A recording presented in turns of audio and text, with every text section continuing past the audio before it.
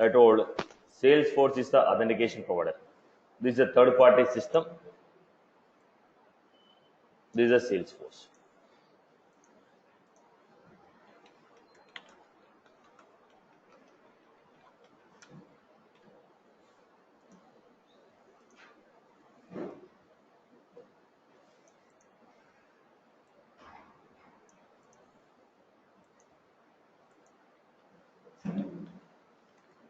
This is a Salesforce. In the Salesforce, what you are supposed to create? First, in the Salesforce, you have created connected app. Here you got client ID.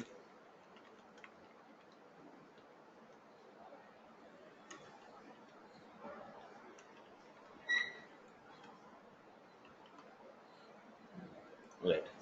Then we had created in the Salesforce, we have created a REST API resource.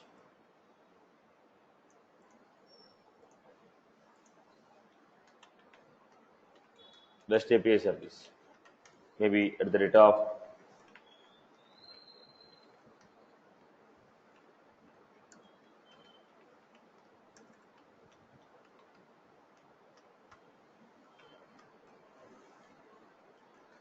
this is what I create.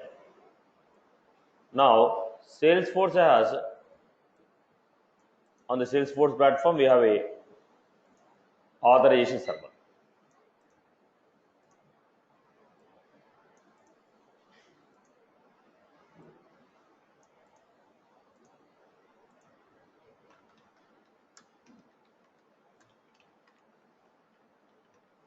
Any third-party system want to communicate with the Salesforce.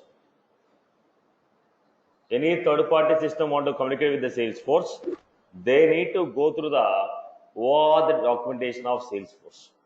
That authorization we are not going to do. Salesforce has built-in application server and there is a standard documentation for it.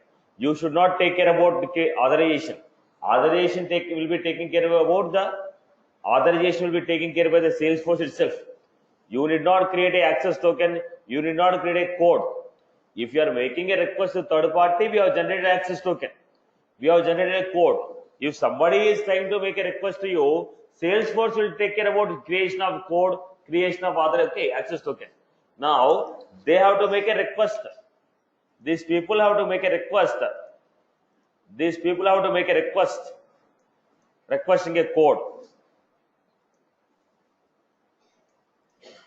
These people have to make a request the code.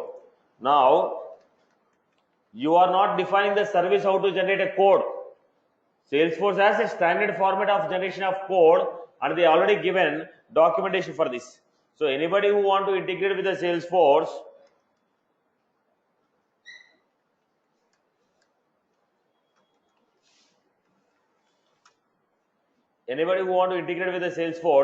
they will open this documentation of Salesforce. They will open this documentation of Salesforce. They will follow this documentation. Okay. How did I integrate with the LinkedIn? In the LinkedIn, we have connected a connected app. Then I went to LinkedIn documentation. Then I say, what is the URL like this? Similarly, if anybody want to communicate with the Salesforce, in the Salesforce, we create a connected app, give a client ID, client secret, redirect URL. Now they will open the documentation of Salesforce. This is the documentation. They will understand what is the endpoint URL, what parameters they have to send. Then they are going to get a code. Once they get a code, to which URL they have to send a request. Okay. And they are going to get access token. Once they get access token, then they will make a request to my resource. But to get a code or access token, are we defining? We are not defining. Salesforce has standard API documentation for it. You just follow that API documentation, request for the code, request for the access token. You will not define a service for creating an access token. Now you request for access token if you are consuming somebody resource. If somebody want to consume your resource, you will simply create what? Your REST API service. You simply create what? REST API service. I hope you are clear. People have followed this. People have followed this. Clear for everyone. Everyone has followed. Everyone has followed this, right? So what we are going to define in the Salesforce? Simply create a connected app, then created a REST resource and give this REST resource URL. That's all. Then it is responsibility of those people to go through my API documentation and see how to generate a code, how to generate an access token. Then with the help of that access token, request this resource. Same thing we have done with when you are connecting with box.com also. What did I do? Box.com people gave client ID, client secret. I went through their documentation. Then I made a request to code. Then I went to the documentation. Then I requested for the access token. Once we got the access token, then I requested the resource by passing what? Authorization, barrier, access token. Similarly, here also what the third party people will do? They will go through the documentation, they request for a code, they will go through the documentation, they will request for an access token.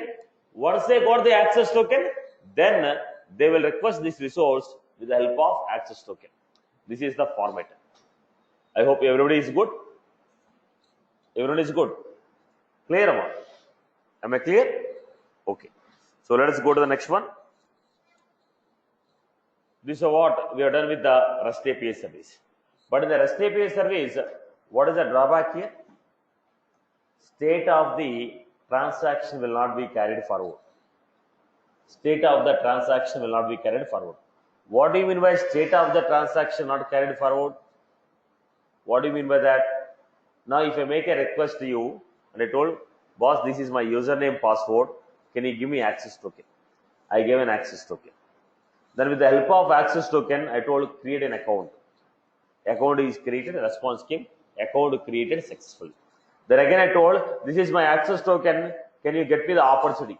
Then it says invalid access token.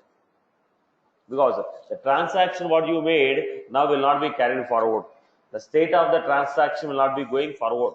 It will not be carried forward. Then what happened? Every transaction is an independent transaction.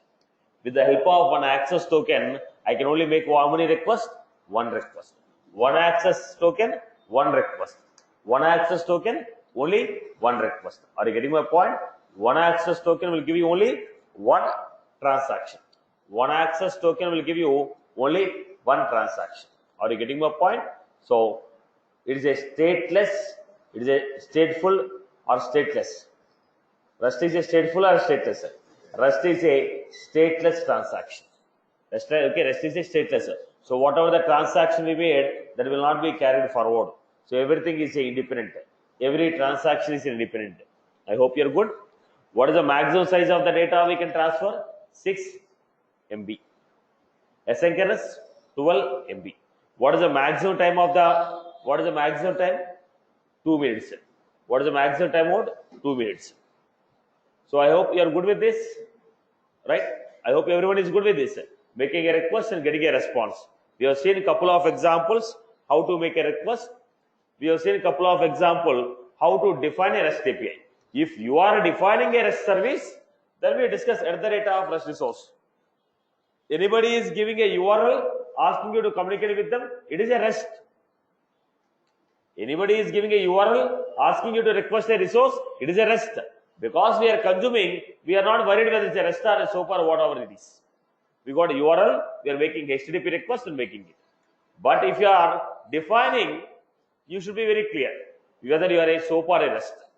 If you want to define a REST resource, at the rate of REST resource. And I told you, if you are making a REST service, get method will not have any body. If you are supposed to pass any, if you are supposed to pass any parameters in the URL, how do you read the data? REST context request, REST context response. REST request, REST response. REST request dot params dot get parameter. REST request dot headers dot get parameter. We have seen the variables and properties which are available, right? I hope you are clear with that format. Okay. So let us go to the next one. How do you define SOAP API service? How do you define? Once the SOAP is completed, then I'll give the comparison between soap and rest. Right now, I'm not giving any properties or comparison. Once the soap is completed, we'll make a comparison. Now, what do you mean by a soap? Simple object access protocol. What do you mean by SOAP? Simple object access protocol. Now, when you go for a simple object access protocol, first we'll understand how to define your own SOAP services. If you are trying to define a SOAP services, first we are supposed to understand what is a WSDL. If you want to use a SOAP API, first we are supposed to understand what is the WSDL file, what elements will be there in the WSDL file, what is the actual work of the WSDL, how it functions. Now, listen to this example. First, let us understand how the SOAP will work, flow of the SOAP. These people are Java people. This is a Salesforce. This is a Java application. This is a Salesforce application. These people want to give a service. They told public.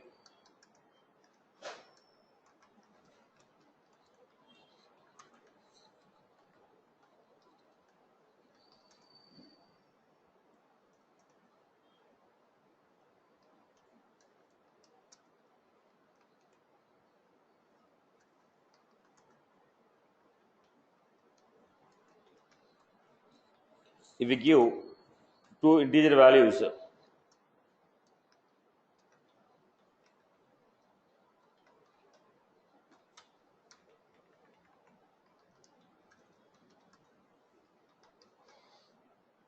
this is what they have defined. This is the service what they have defined in Java. Now, this service I want to give to Salesforce people. Salesforce people want to use the service which is defined in the Java. Now, in the Java, we defined a service. Whatever the service we defined in the Java, the same service we want to use in the Salesforce. When I want to use the same service in the Salesforce, what we want to do? When we want to use the same service, what I want to do? Right. First, Salesforce will not understand the Java. Salesforce will not understand the Java. Salesforce people will not understand the Java service. So, there is a reason this Java service is converted into XML file.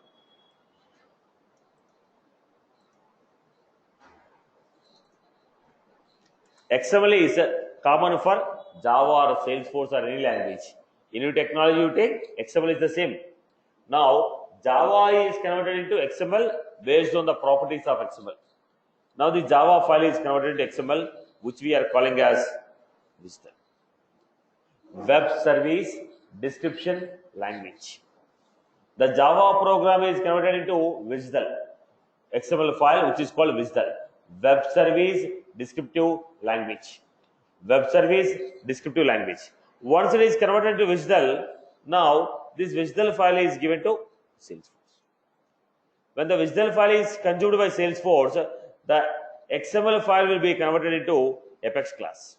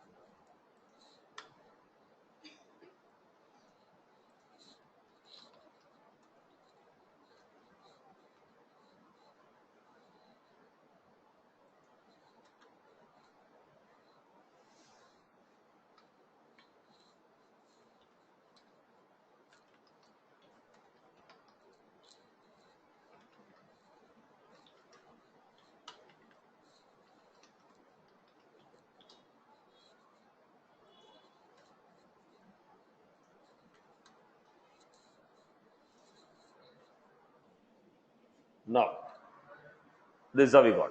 So, what happened? Whatever the Java code they have created, that is converted into XML, which we are calling as a WSDL file. So, Java to neutral format.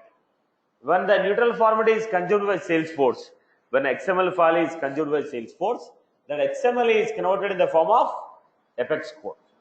Now, in the Salesforce, literally we have the same code what is defined in the Java, but that is given in the form of SFDC. Whatever the code we wrote in the Java, same code is recreated in the Salesforce. Same code recreated in the Salesforce in the form of Apex. So who is playing the major carrier here? Wisdom. Right. Previously, in the REST API, the same service if I give as a REST API,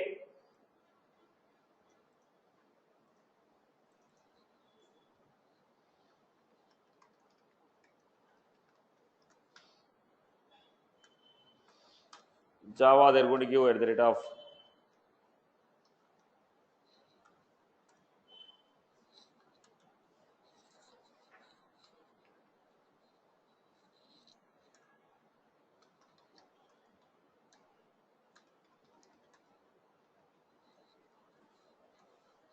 they give something like this.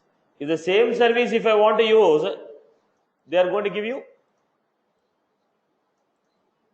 one URL, let us say.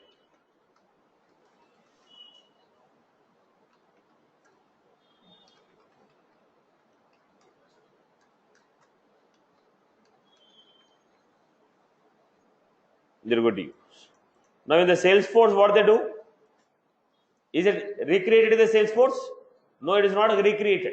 It is not recreated in the Salesforce. Simply Salesforce people are making a request with the help of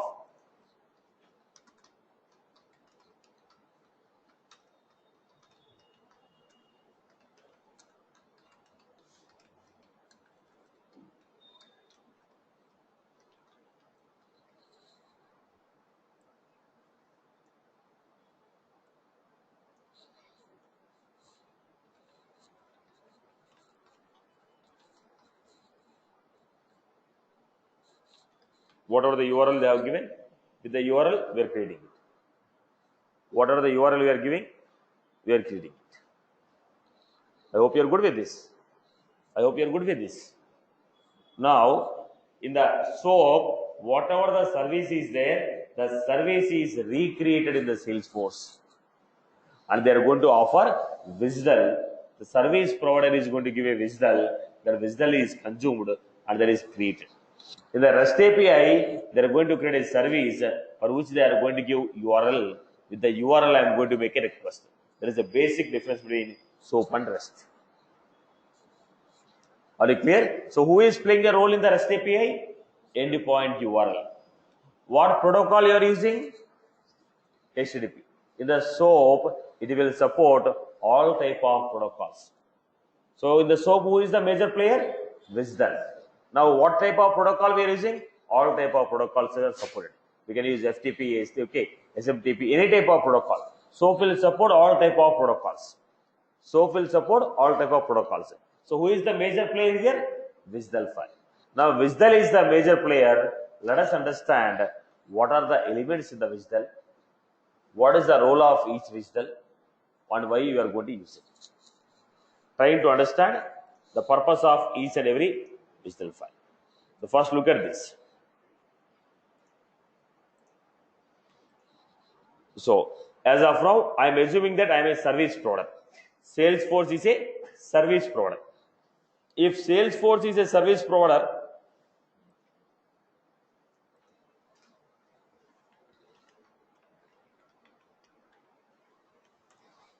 because I have to generate a WSDL file. Only when I generate a WSDL file, I will understand what I am doing.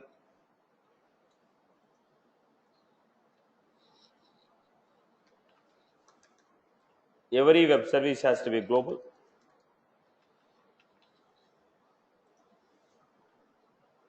Web service. Static.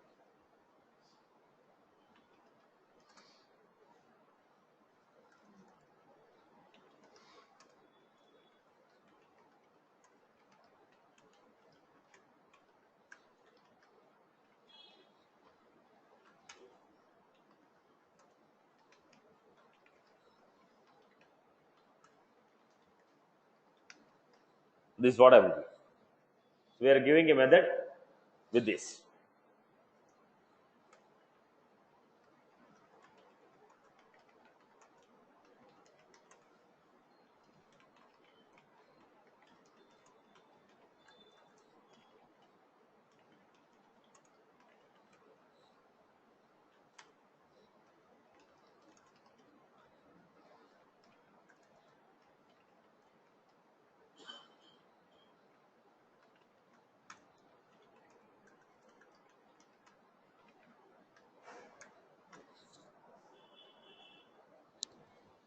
Right.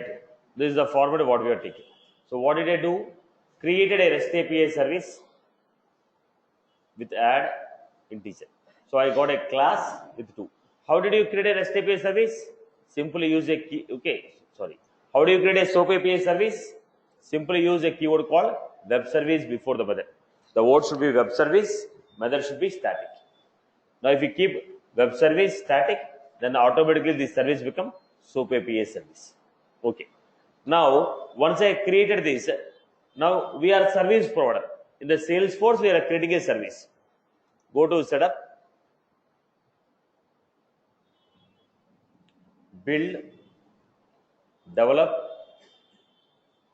Apex classes,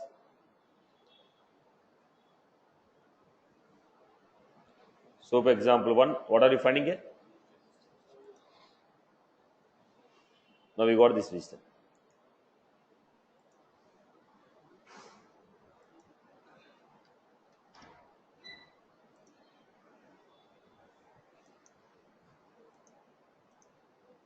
Now we got the visual file. It was that visual.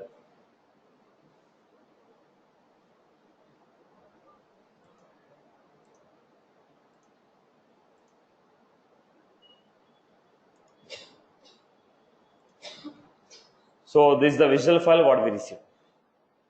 First, let me minimize the things here.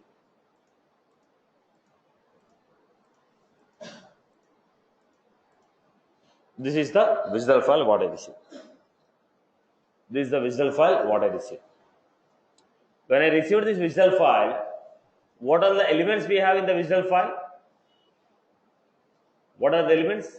Service, binding, type, prototype, message, types. There are 5 elements in the visual file. How many elements are there? 5 elements. Service, binding, okay, port type, message, types. The visual file consists of 5 elements. Again I repeat, service, binding, message and type. First let us start with service. Service will specify the name of the port on which your services are defined. Name of the port means name of the class in which your services are defined. Every class will have one URL, because when you are calling a web service, now outside people cannot call your class. They have to call you through what? URL only. From outside, if they want to call, let it be a SOAP API or REST API, outside people want to call, they recognize every class with the URL only. So for every class, they are going to have one URL. So that URL is called the address location. So first, port, name of the class in which your SOAP services are defined. I am giving a visual file to you. The class what I got, the class which contains the web services, I converted into a visual file. I am giving that visual file to you. So that class is called a port. The class in which your web service functionalities are defined, that class is called a port. That port will have an address. That's what is mentioned in the service. What is the service here? Port. What is the name of the port? SOAP example 1. So what is the class I have defined? SOAP example 1. So what is the name of the port? Name of the port is SOAP example. So what do you mean by port? The name of the class which contains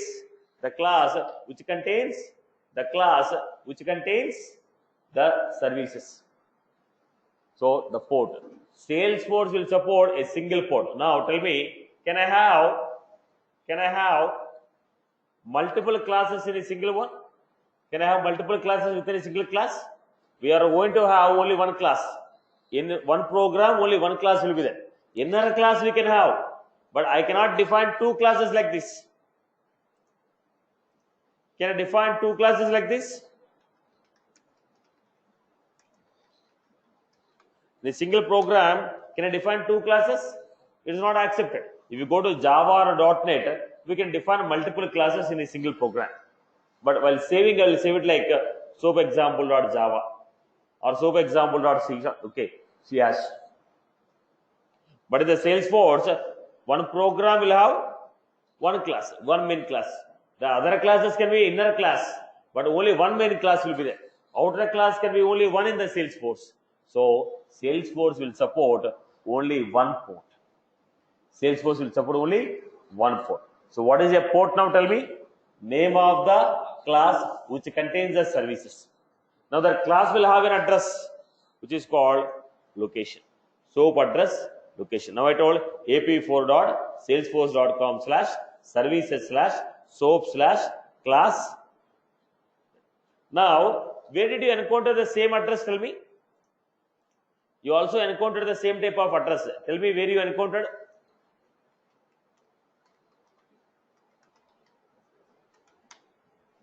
In the Ajax, we had a connection.js file, right? Now what is the URL for that? Services/soap/services/soap/Ajax. Now here what is the URL? soap/class. Here it is Ajax functionality, so services/soap/Ajax. Because it is a Apex program, we had services/soap/class. At the end of the game, it is referring to which class? SOAP example class. Right? So what will be the general URL? Your server instance dot salesforce.com/services/soap/class/name of the class. In the REST API, how did you call? ap4.salesforce.com/services/apex rest/the resource name. Am I right? What is the endpoint URL for the resource in the Salesforce? If you are a service provider, what is the endpoint URL? Your server instance ap4 or ap5.salesforce.com/services/apex rest/. Now same thing, services/soap/class name. That is the address. So service contain list of ports and their addresses. Because it is a Salesforce, it is supporting only one port. But when you take other web services, they will have multiple ports. In general, other technologies will have multiple ports. So what is a service will contain? Service will contain list of port names and their addresses. List of port names and their addresses. I hope you are clear. Okay. Then, okay. Next, when you are going for a service, they are asking what type of binding. Boss, you are transporting the data or requesting a service across the network. You are requesting a data or requesting a service across the network. What type of binding style is supported? Binding styles are there.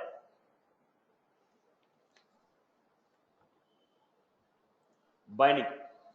Binding will specify that binding style. What type of style we are using for transporting the data or transporting the service. Binding. This will specify what type of style we are using for transporting the data, transporting the service. Now look at this. Binding style. What is the binding style? There are two styles. Document style, RPC style. RPC or document. RPC is an old pattern. Nowadays nobody is using it.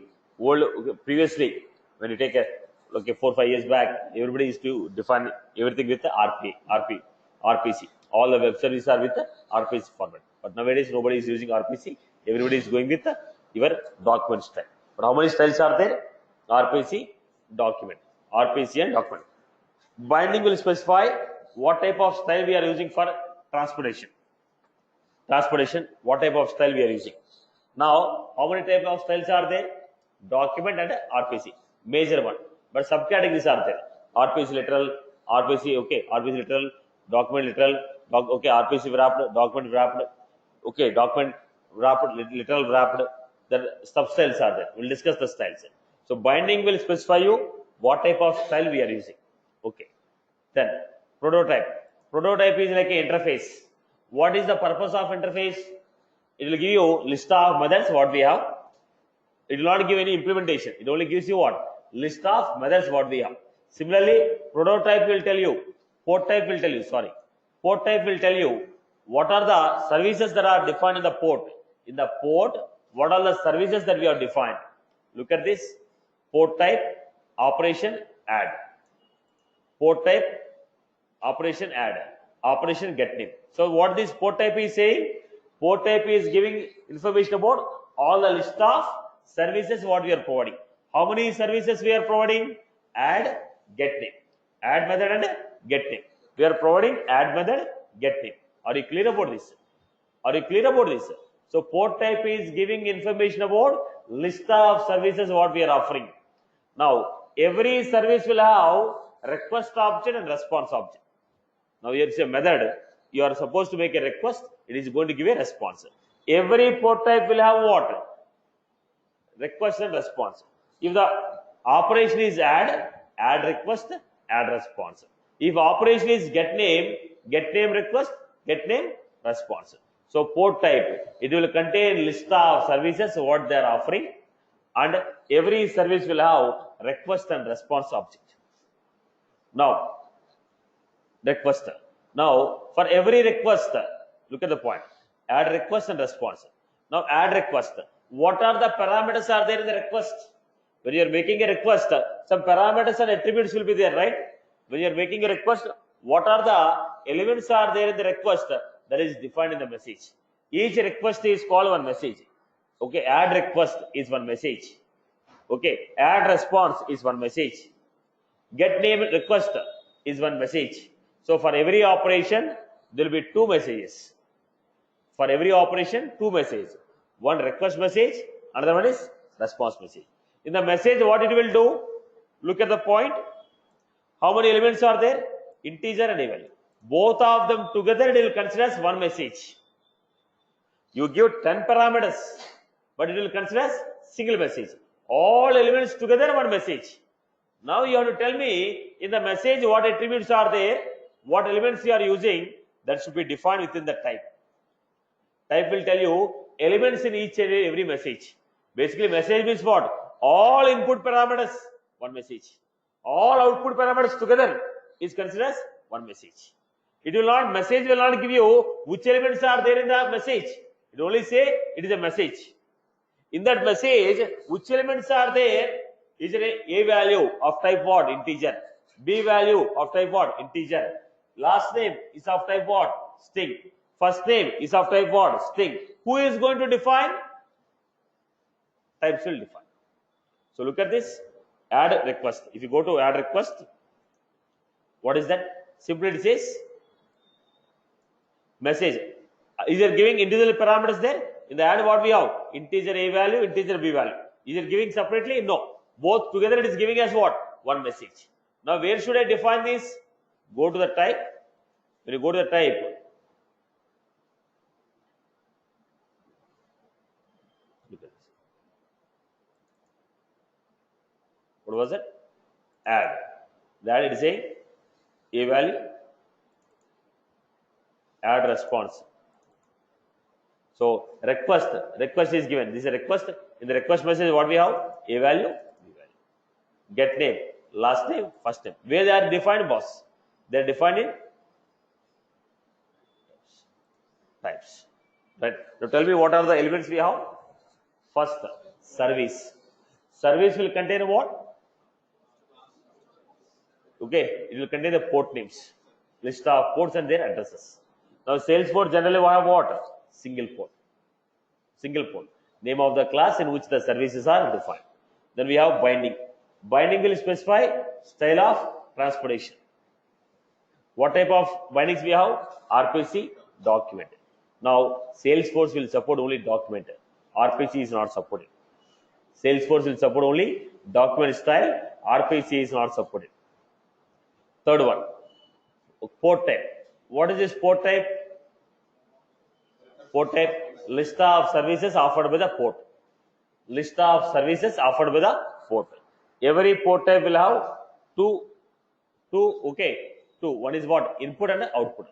Every method, every port type, operation. What is the input for the operation? What is the output for the operation? Input is considered as one message. Output is considered as one message. The message will not give you every element in the message. It only says all input parameters as one message, all the output parameters as one message. Now, if you want to define every element in the message, we have to go to types and define every element in the message.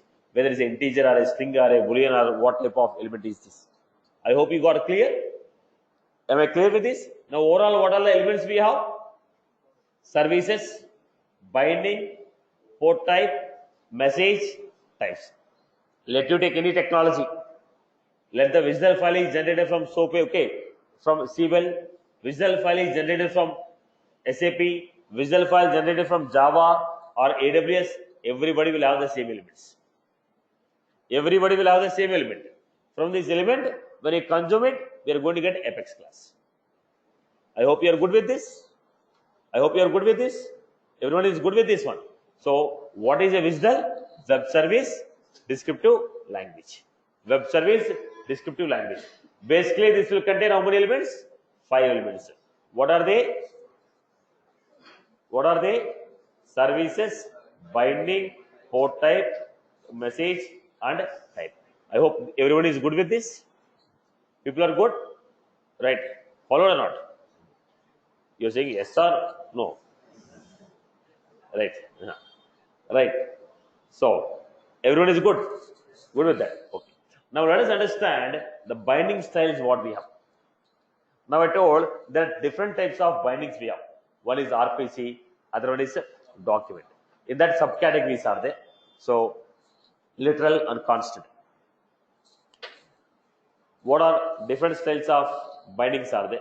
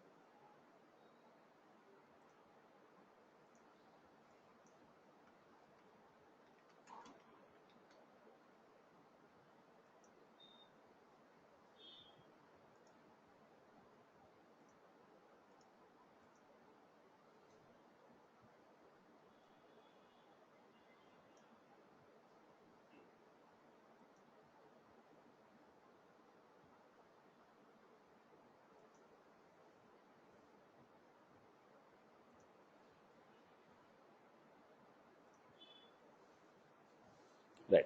Now, when you are sending a message, look at the structure, everyone. Now, HTTP I have given you structure, right? In the HTTP I have given you structure. In the HTTP message structure. In the HTTP message structure is what? How the message structure is given? In the HTTP, how the message structure is given? Message structure is header, blank space, body. Header, blank space, body. Any information exchange between two systems using HTTP format will have header, blank space, body. In the header, they will have their own. Okay. In the header, they will have their own. First line. Okay. The second. Okay. Remaining headers, status line.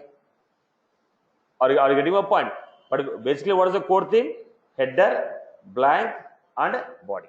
Similarly, if two systems want to communicate with the SOAP API, if two systems want to communicate with the SOAP API, if two systems want to communicate with the SOAP API, they will also have message format. Now, data is exchanged between two systems as a SOAP message. There I have used HTTP request message, HTTP response message. So the data is exchanged in the form of HTTP message format. Similarly, here the data will be exchanged in the form of SOAP message. So how the SOAP message will be there? So basically, we are going to call SOAP envelope. We are going to have SOAP envelope. So the complete structure is what? SOAP envelope. In the SOAP envelope, we are going to have header and body. In the SOAP envelope, what we have? Header, body. In the HTTP also, what we have? Header, body. Then we call HTTP request message, HTTP response message. Here we are calling SOAP envelope.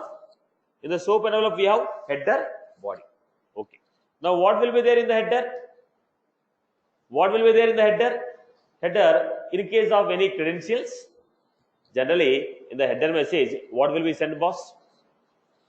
In the HTTP also, in the header, what are we sending? Type of data we are expecting, type of language we are expecting, type of encoding, any access token, any username, password, okay, that we are putting. Here also, in the SOAP, in the message, what we are going to have? What we are going to have? Header element contains what? Metadata.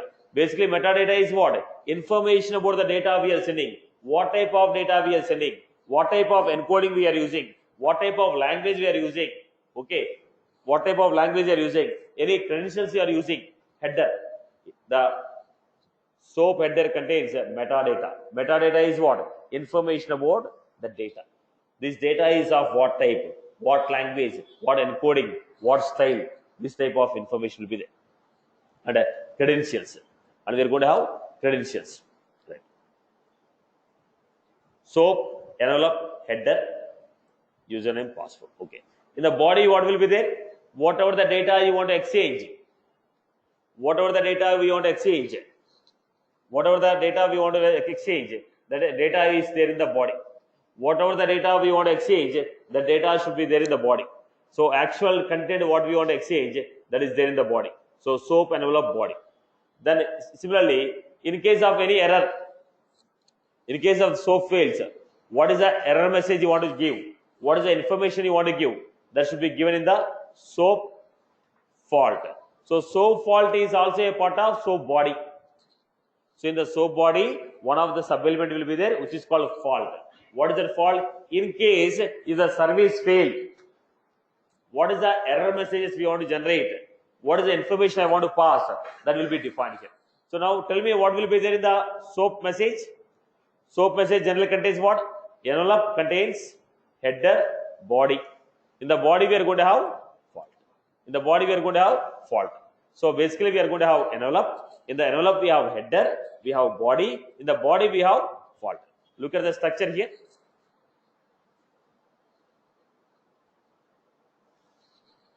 SOAP envelope. In the envelope we have header, we have body. Within the body we have body actually contains what? What is the data that you want to exchange? That will be there in the body.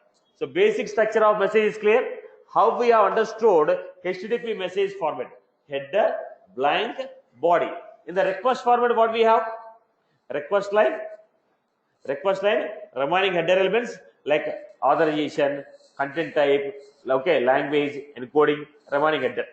Then blank space, then followed by body. Body is optional.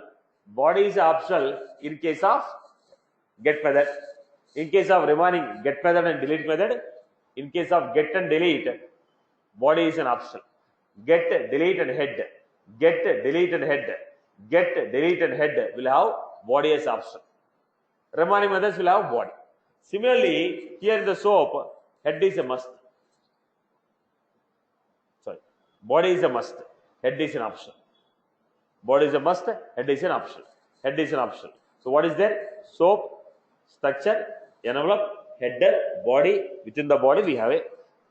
I hope this structure is clear. Clear? Now, whatever the data you are sending, that is sent in the body. Now, I am making a request. I am a consumer, you are a provider. I am making a request to you. My request is going to be in the form of SOAP message. Now, I should know how the body is, how the data is embedded in the SOAP message. I am sending a request to you. Whatever the data I am requesting, I told, get me the details of Satish. How this Satish is kept in the message? I am sending, boss, insert a record, name, Satish, industry, banking, phone, 1, 2, 3, 4. I am sending this data. How this data is sent to you? When this data is sent to you, how do you understand this data? So, whatever the information I am sending, how this information is kept in the body, how this is transported in the body, and how the other party will understand this data. That's what we are trying to understand with the type of WSDL bindings. With the type of WSDL binding. Are you getting my point? Right. So look at the structure now. So basic message structure is clear for everyone, right? Basic structure is clear for everyone. Everyone has the structure, right? Okay. Let us go to the Binding styles. What are the different binding styles we have? First, RPC encoded, RPC literal. Document encoded, document literal. Basically, RPC and document. Nobody is using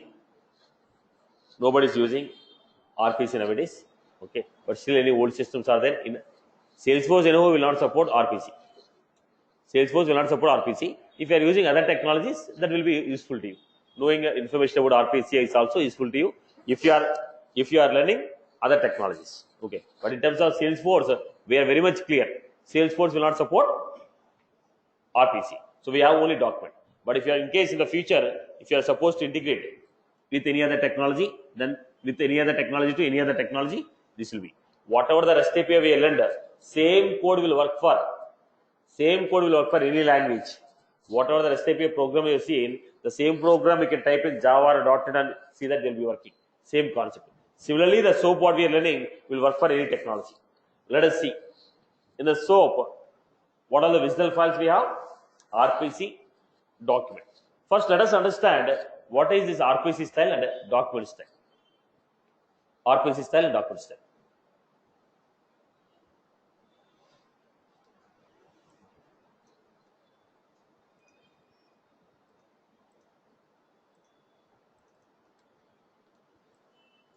This is the service. When this is the service, I am giving visual file. This is the service in the class. I am generating a visual file.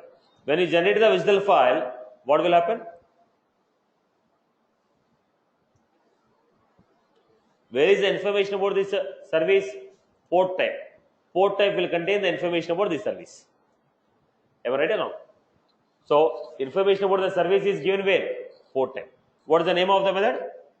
My method. My method dot request. Output if you are expecting. What is the output here? Void. So they give empty. So basically, the method what we give is defined in the port type. Port type is the method what we have. Then every method will have two. One is request, one is response. Now what is happening in the RPC? Straight away we are giving path, name, parameters what? X.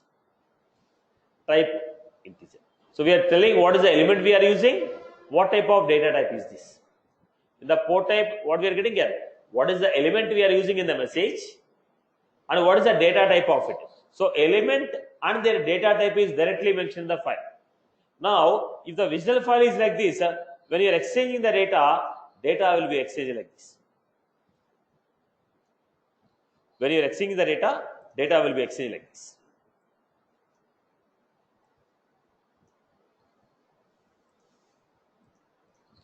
Now, if the message is transferred at the end of the game, this is all internal work. All this structure is internal work. But at the end of the game, what are you sending? What are you sending? SOAP message you are sending. Whatever the when I call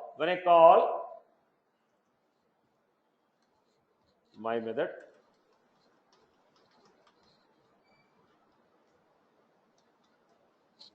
I call this method. When I call this method, SOAP request is created like this. When I call this method, request will be created like this and that will be sent to the service provider. Then he is going to take this message, give the response back to you. Now how the message is created? My method 5.0. In the RPC, straight away they are going to give, boss, what is the method you are calling? The RPC, they are giving, what is the method you are calling? My method. What is the data you are passing? 5.0. What is the data type of the element? Integer. What is the data type of the element? Float. So what happened? In the message, straight away they are giving, in the SOAP body, when they are giving the information, this is the element, this is the value. They are saying 5 of 5, element X, value is 5, type integer. Element Y, value is 5.0, type float. They are giving element, type and value. So if somebody look at this message, they clearly understand, okay, X value, integer 5, Y value, float 5.0. So it is easy for the system to understand. When you look at the RPC, straight away they mention element, type, value. So if somebody look at this, they clearly understand method name is my method, parameters are x and y, x is of type integer and value is 5 and y is of type float, value is 5.0. Am I clear? If you look at this, can't you understand this? Am I clear or not? If you look at this, people can straight away understand. Anybody who have a basic knowledge of SOAP API, if they look at this, they know method name is my method, parameters are x and y, values are integer and float, 5 and 5.0. So it clearly says what elements we are using, what type of values we are passing, and the values what we are passing. Elements, type, and values. So the message itself, the SOAP message will contain clearly element and type of element. This is RPC format. This structure is clear, right?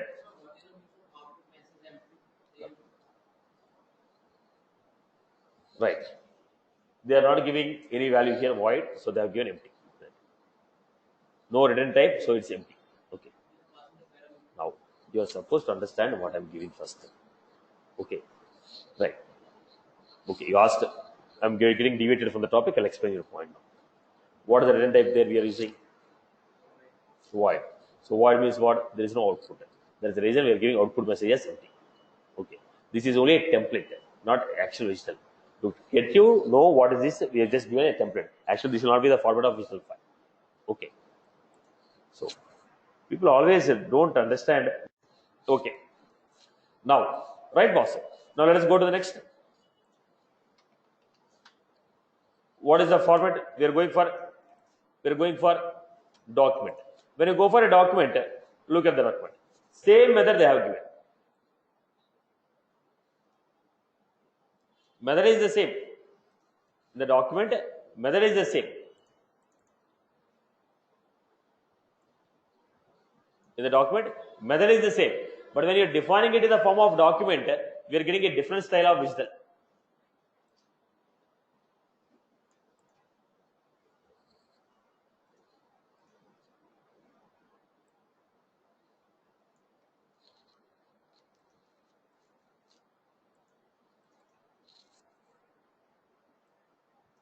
Right.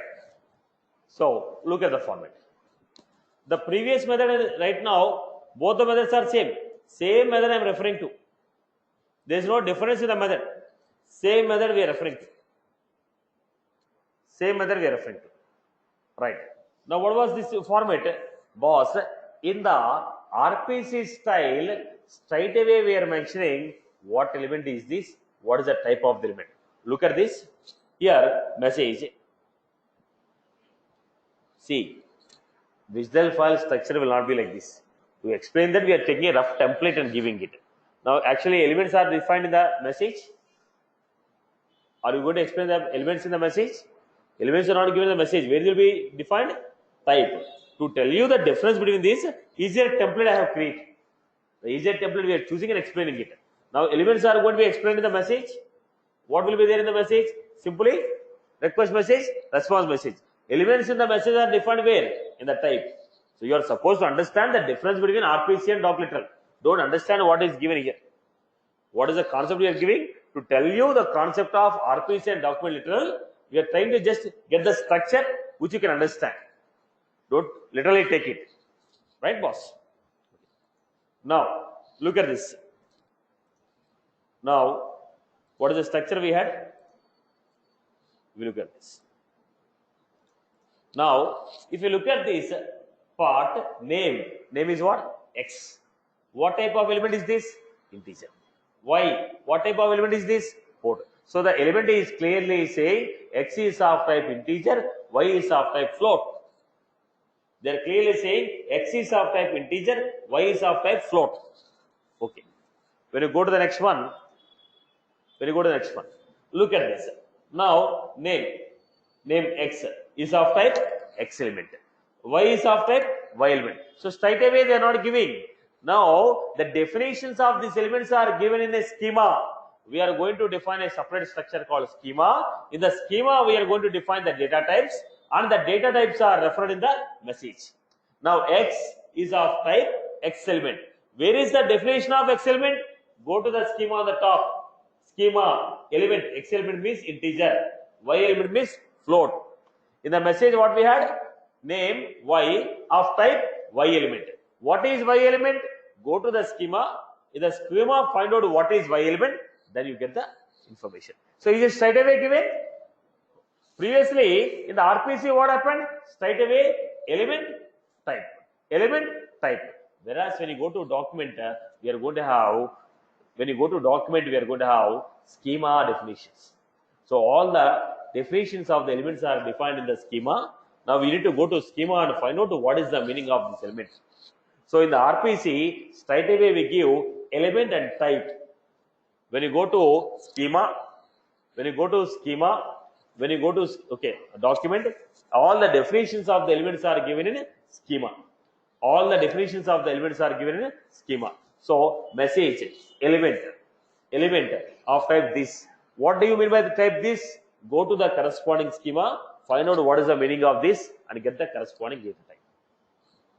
Right. So this is the document. In the document, if you look at what is the data I am passing? In the envelope, what we are passing? X element 5. But what do you mean by X element? Now, how do you know it?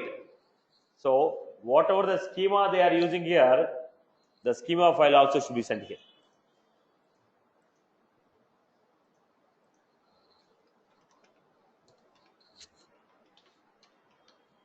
So, when you go to X element, they go to schema file, identify what is X element, get the corresponding type.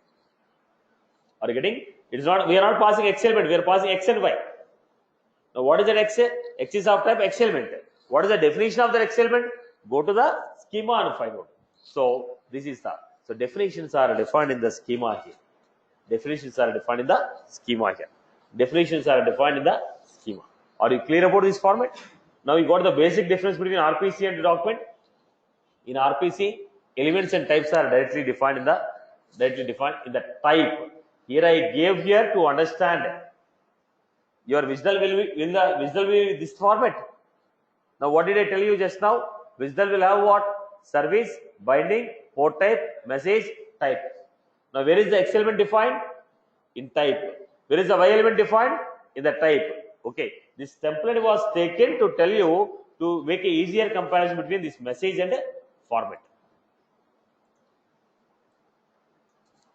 To tell you that this is the message, this is the value you are passing. That's why you are taking the easier structure. Basically, that elements are defined where? In the types. Right? Are you clear? Right. Now, I hope you got the difference between RPC and document. In the document style, what will happen? The data types, definition of the types are defined in schema. Now, if you want to understand that, the schema file is also required for you. Whereas in the RPC, straight away they are mentioned.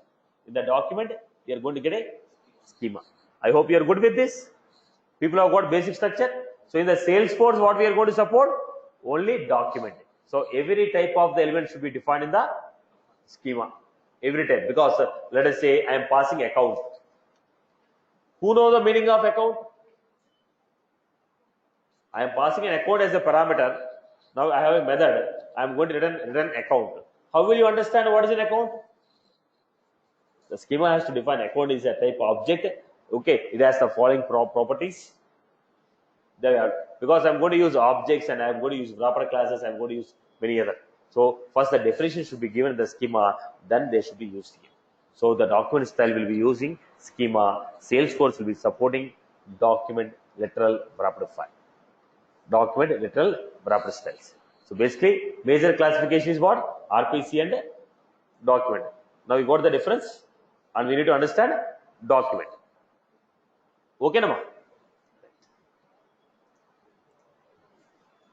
Now, if you go to document style, what is the advantage? Applying the validations will be easy. Applying the validations will be easy. Parsing the data will be easier. When you go to the RPC format, applying the validation is a bit complex. Parsing the data will be easier. Because straight away you are giving, system can parse the data very easily. In the document, it will take more time. Document will take more time because I have to go to schema or find out and get it. But applying the validation structures is very easy for the schema. Okay. I hope you are good with this. So finally, what Salesforce is going to use? Document, wrapped, document literal wrapped, document literal wrapped. It's just going to be a combination of both the things. So here, look at the format, port type, input, output. We're going to have message, we're going to have type. Look at this. Now, here, this is what we are going to get. Type. Here we're going to have type. Now look at this. This is going to be the actual message structure. This is going to be the actual message structure. This is going to be actual message structure. Now, what did we have? Message, my method, message, input message, output message. Okay.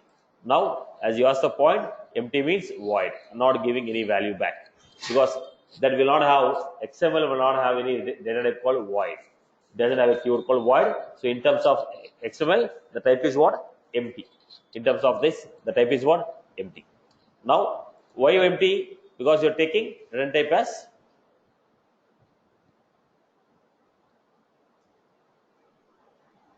here is the method. The return type of the method is what? Void. That's why we got. Now look at the format. Port type, element, message. Now you tell me, are we defining anything in the message? No. We are defining this type in the schema. In the schema we are saying sequence, element X of type integer, element Y of type float. Right. We are defining the definitions in the schema. We are defining the definitions in the schema. So basically, Salesforce is going to support what format? Document, literal, wrapped file. What is the top level? Document.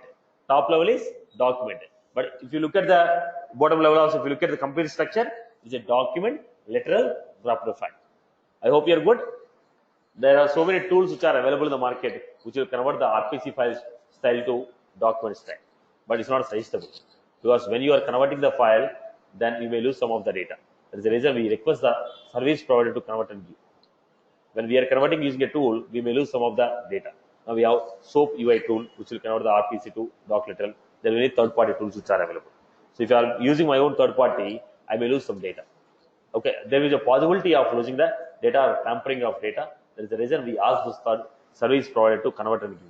So whenever the service provider is giving you what is the data we are going to take? We are going to take the data in the form of visual file, in the form of document literal wrapped file or document style. I hope you are good. So what we are going to have, when you want to integrate two systems with a SOAP API, what is the basic definition of SOAP API? Simple Object Access Protocol. Then what is the medium through which they communicate? WSDL file. What is the medium they use? WSDL file. What is WSDL file? Web Service Descriptive Language. Web Service Descriptive Language. Then what we are going to have next, after taking web service, then we have services. Then we have services, port type, not port type, binding, port type. Then we have, okay. Then we have, okay, messages. Then we have types. Okay. So when you go to document, what will be there? Schema will be defined in the types. Based on the schema, the message types are defined. Messages are having a types which are defined in the schema. Okay. Now Salesforce is going to support document literal wrapped file. So if you go with the document literal wrapped file, so parsing will be a bit complex, but applying the validations and structures will be very easy on it. Okay. I hope you are good with this format. So in the SOAP, when you are exchanging the message, what is the format of the exchange? They will be exchanging the message in the form of SOAP envelope. Envelope will have header and envelope will have body. Body will have a fault. Now how we have taken a HTTP request, HTTP response. Now Salesforce will support only single ports. Salesforce will support a single port. Salesforce will support a single port types also. If you have multiple ports, multiple port types will come. If you have two classes, for every class one port type will come. In this class, list of methods are defined in port type. If you have two classes, two port types will come. In every port type, methods of that class. Class 1, method 2. Class 2, method 3, method 4. Port, class 1. Port type, class 1. Operation, method 1, method 2. Okay. Port, class 2. Port type, class 2. Operation, method 3, method 4. Multiple port types are not accepted. When will you get multiple port types? When you have multiple classes. When you have multiple classes, for every class, one port type will come. If you have two classes, two port types will come. So multiple port types are not accepted in the Salesforce. And binding style should be always document. Binding style should be always document. Okay. With respect to schema, there is some theory. Now, external import schema, internal import schema. Now, what is a schema? We told document style is using a schema. Now, we need to understand what is a schema, what type of elements are there in the schema, how you define the schema elements. Then we come back to consumption of visual file. Right? I hope you are good with this. Right?